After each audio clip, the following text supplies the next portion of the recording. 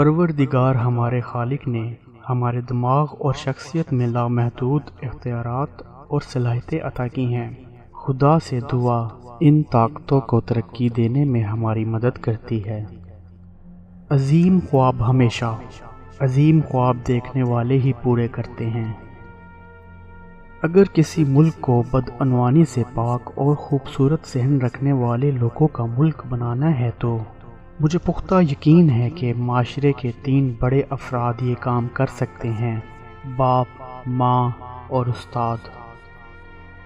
آئیں ہم اپنے آج کی قربانی دیں تاکہ ہمارے بچوں کا کل بہترین ہو سکے۔ آسمان کی طرف دیکھو، ہم اکیلے نہیں ہیں، پوری کائنات ہمارے لیے سازگار ہے اور خواب دیکھنے اور محنت کرنے والوں کو انعام دینے کی سازش کرتی ہے۔ انسانوں کو مشکلات کی ضرورت ہوتی ہے تاکہ وہ کامیابی سے لطف اندوز ہونے کا مزہ لے سکیں۔ خوابوں کو سچ ہونے سے پہلے ہی آپ کو خواب دیکھنے ہوں گے۔ جب تک آپ اپنی منزل تک نہیں پہنچ جاتے، ہمت نہیں ہارو، یعنی تم منفرد ہو۔ اپنی زندگی کا ایک مقصد رکھیں، مستقل طور پر علم حاصل کریں، سخت محنت کریں اور عظیم زندگی کے حصول کے لیے پرعزم رہیں۔ اگر آپ سورج کی طرح چمکنا چاہتے ہو تو پہلے سورج کی طرح جلو۔ حقیقی تعلیم سے انسان کے وقار میں اضافہ ہوتا ہے اور اس کی عزت نفس میں اضافہ ہوتا ہے۔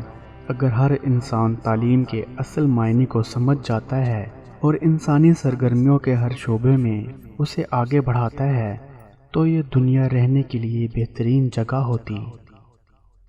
کیا ہم نہیں جانتے کہ خود اعتمادی خود انحصاری کے ساتھ آتی ہے؟ جب بچے کی عمر 16، 15 یا 17 سال ہوتی ہے تو وہ ڈاکٹر، انجینئر یا سیاستدان بننے یا مریخ چاند پر جانے کا فیصلہ کرتے ہیں، اور یہ وہ وقت ہے جب آپ ان پر کام کر سکتے ہیں، آپ ان کے خوابوں کو شکل دینے میں ان کی مدد کر سکتے ہیں۔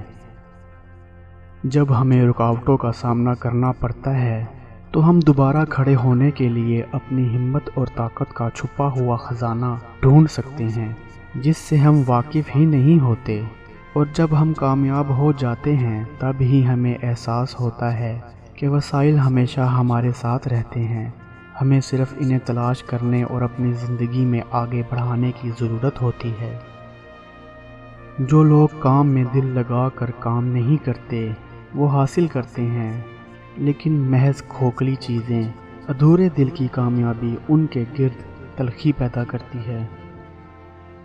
دیکھو، خدا صرف ان لوگوں کی مدد کرتا ہے جو محنت کرتے ہیں، یہ اصول بہت واضح ہے۔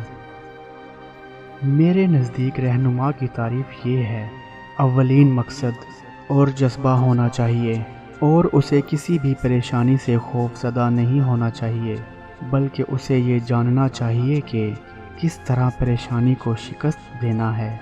سب سے اہم بات یہ ہے کہ اسے پوری ایمانداری کے ساتھ کام کرنا چاہیے۔ جہاں دل میں سچائی ہوتی ہے، گھر میں ہم آہنگی ہوتی ہے۔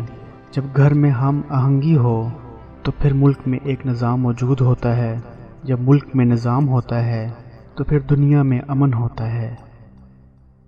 مجھے یقین ہے کہ جب تک کسی نے ناکامی کی کڑوی گولی نہیں چکھی، اس کو کامیابی کی خواہش نہیں ہو سکتی۔ چوٹی تک پہنچنے کے لیے طاقت درکار ہوتی ہے، چاہے وہ ماؤنٹ ایورسٹ کی چوٹی ہو یا آپ کے پیشے کی۔